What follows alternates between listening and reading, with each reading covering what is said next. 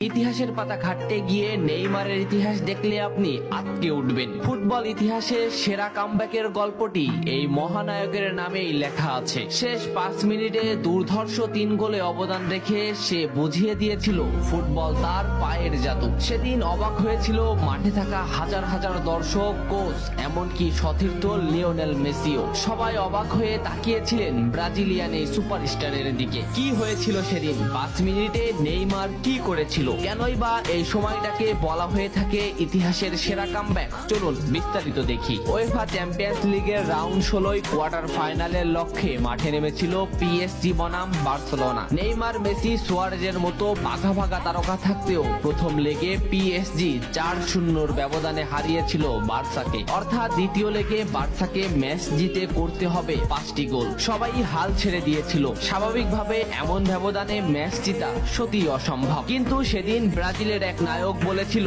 এটা সম্ভব, আমরা এটা করে দেখাবো। যেভাবেই হোক না কেন আমরা দলকে ম্যাচ জেতাতে চাই। 2017 সালের 8 মার্চ অনুষ্ঠিত হয় এই ম্যাচের দ্বিতীয় লেগ। ম্যাচের শুরু থেকেই ক্ষিপ্ততা আর দক্ষতা দেখাতে শুরু করেন নেইমার। এই ম্যাচে যেন আবির্ভাব হয় কোনো এক নতুন নেইমারের। এই নেইমারকে তো কেউ চেনে না। ম্যাচের 3 মিনিটেই লুইস সুয়ারেজ পেয়ে যায় প্রথম গোলের দেখা। এরপর নেইমারের ক্ষিপ্ততায় একের পর এক আক্রমণ সাজাতে থাকে বার্সা। এদিন যেন নেইমারকে কোনোভাবেই আটকাতে পারছিল না পিএসজি। নেইমারকে আটকাতে একের পর এক ফাউলই বেছে নিয়েছিল তারা। ম্যাচের 40 মিনিটে লেভিনের আত্মঘাতী গোলে বার্সা পায় দ্বিতীয় গোলের দেখা। ম্যাচের 50 মিনিটে ক্ষিপ্ত থাকা নেইমারকে ডি বক্সের ভিতর ফাউল করে ফেলে দেওয়া হয়। এতে বার্সা পেয়ে যায় পেনাল্টি। পেনাল্টিতে গোল করে দলকে এগিয়ে নেন লিওনেল মেসি। তবে যেমনটা ভাবছিলেন এই ম্যাচের গল্প ফুটবল বিধাতা তেমন ভাবে লেখেননি। 62 মিনিটে বার্সার কফিনে শেষ প্যারাটা পুড়ে দেন এডিনসন কাভানি। এতেই স্তব্ধ হয়ে যায় ক্যাম্প নু।